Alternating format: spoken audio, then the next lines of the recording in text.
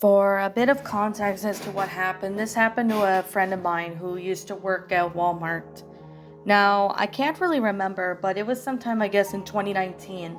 Her name was Charlie, and she was working at Walmart most of the time, as she was living with her boyfriend when this happened. It was sometime in the late spring, early summer, and things are starting to get really crazy now that some kids are going to be soon to start getting off of school. She was working at Walmart at the time of this story, and she would be working constant hours. Some days she would get the day shifts, other times she would get the night shifts. It was usually a pain in the ass, but she managed to pull it through. One of the nights, however, when she was working at Walmart, was something she never really expected. While she was going through some of the batteries and that and put some stocking up shelves for that, she ended up looking to see that there was this weird man. He looked like he was a redneck, maybe about mid-30s, and he was honestly just wandering around the place. She thought that maybe he must have been a customer, which rednecks do come around sometimes in Walmart. So she ignored him and just continued doing her own thing. However, this man then approached her and said, "Hey, can you help me find out where I can get the beer?" My friend ended up pointing in the direction and explaining to him it's down where the food aisle was, and he literally said, "Oh, anyway, my name is Chris. How are you doing?" Charlie ended up getting really weirded out by this dude. She honestly had no idea why this dude was literally looking at her. She said, "Oh, I'm okay." "Well, Charlie," said Chris, "I'm gonna go get my beer. I'll see you later," he said. Now, this honestly made Charlie's face drained with color. Honestly, this was really creepy of this dude to be talking like that. He's literally half her age, and she was in her 20s at this time. Early 20s, in fact. She honestly felt weirded out, but she ended up deciding to brush it off as nothing. So as she ended up just continuing her work, she looked around to make sure that Chris was not there. Thankfully, he wasn't even there, but this was definitely something odd. But it wasn't until after the shift when she closed up Walmart, she ended up looking to see that there was a truck. This truck was pretty much duct taped, and it honestly indicated that something weird was going on. Suddenly, out of nowhere, someone from behind her grabbed Charlie and tried to lure her into the car. She ended up screaming and yelling and looked to see that it was Chris, that same redneck dude that saw her at Walmart and trying to lure her into the car. As he put her in the car, her trunk with nothing in it, he closed the door and locked it. Honestly, Charlie had no idea how she was going to get out of it when all of a sudden someone knocked on the van and it opened up, revealing to be a security guard for Walmart. Charlie ended up explaining that she was being almost kidnapped by Chris, who happened to be a redneck. Of course, Chris didn't get far as he was then arrested and stopped by the police, who happened to be patrolling the area of Walmart. Now, they asked Charlie some questions like, did she knew who this man was? And she said no, and said that she saw him at Walmart while she was working, and he must have stuck behind just so he could try and lure her in. Honestly, it was later found out to the police after Chris had been arrested.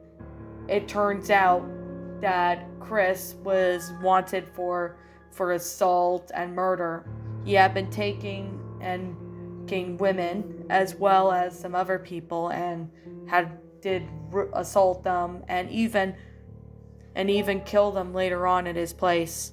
It turns out that he had a lot of messed up drugs and a lot of messed up porn.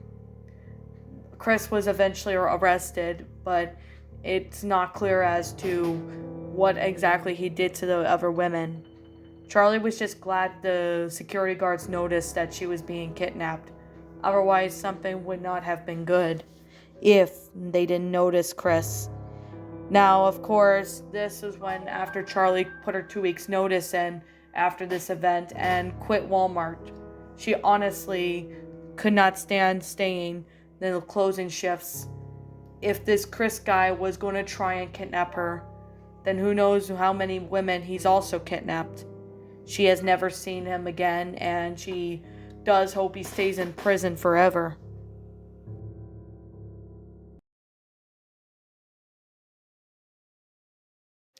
I used to know a friend of mine who happened to be called Carlos, and he was living in Nevada at the time of this story. When he was living in Nevada, he ended up having one of the worst thunderstorms of the year.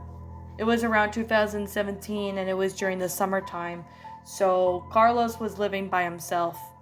Most of the time, his girlfriend would be traveling most of the time, and he'd be doing housework as his job of being somewhat of a person who had done business. He's just basically one of the people that worked from home, which he didn't have any problem with that.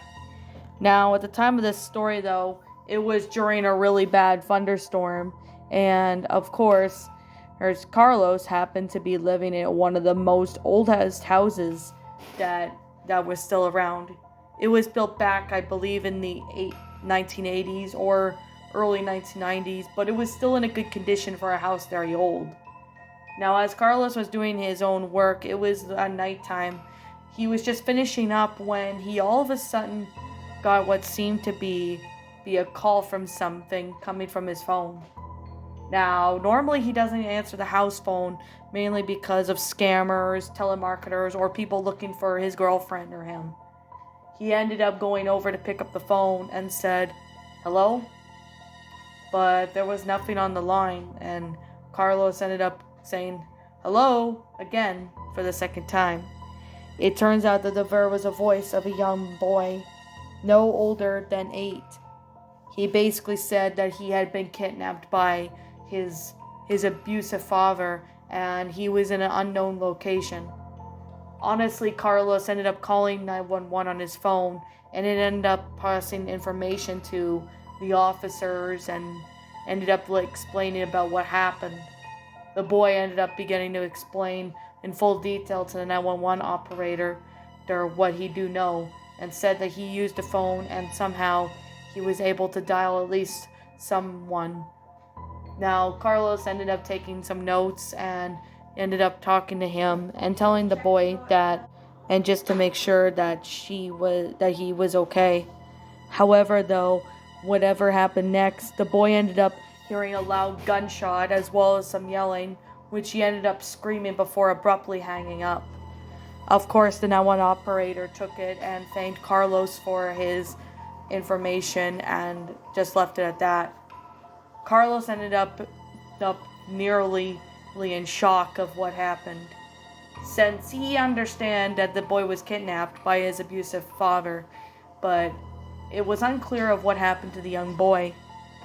At least a week later, Carlos and his girlfriend were home, and they were basically planning to go out when two police officers came and knocked on his door. The cops ended up coming in and talking with them for about a good hour and a half. And it turns out the boy ended up finding him dead in a house somewhere in Albuquerque, Mexico. New Mexico, to be exact. He was unfortunately pronounced dead when they found him, and the abusive father had been found but had been arrested and sentenced to years life in prison.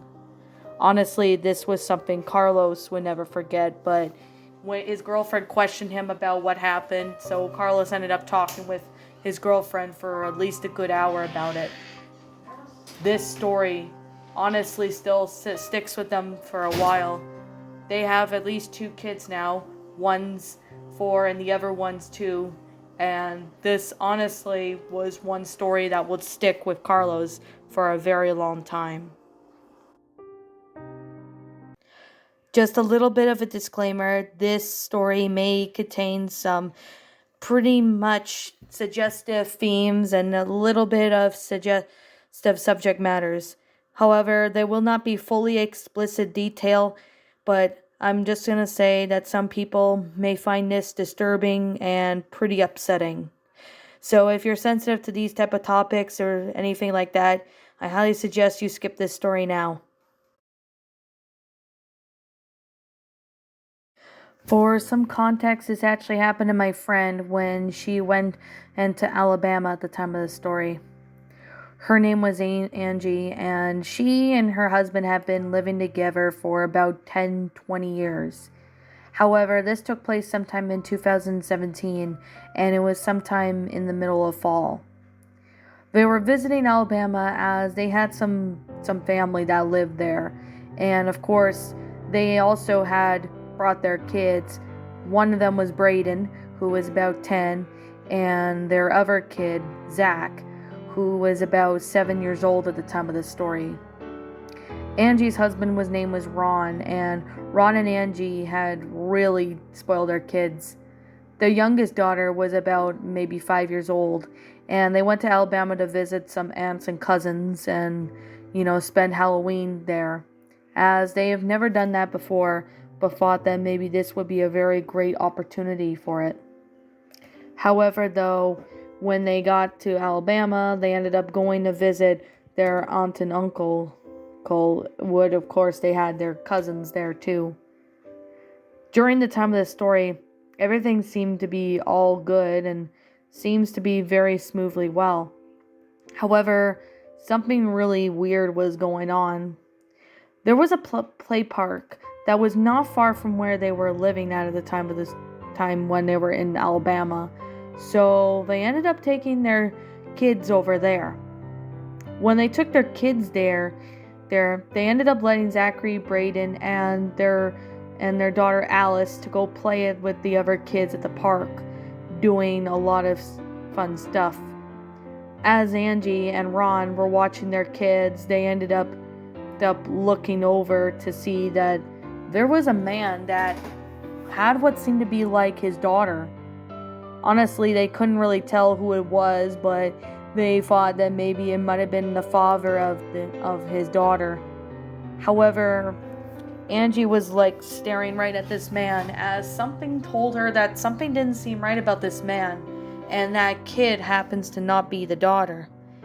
However, this young girl didn't even resemble to be the dad's kid at all. This man looked to be in his 40s, and this young girl happened to be maybe no older than 7. She was pretty much scared, as her face said it all, and Angie honestly had no idea what was going on. Ron said that he would keep an eye on the dad or this mysterious person in case if he tried anything, and make sure to get the kid out as soon as possible, while Angie kept an eye on her kids to make sure nothing else happened.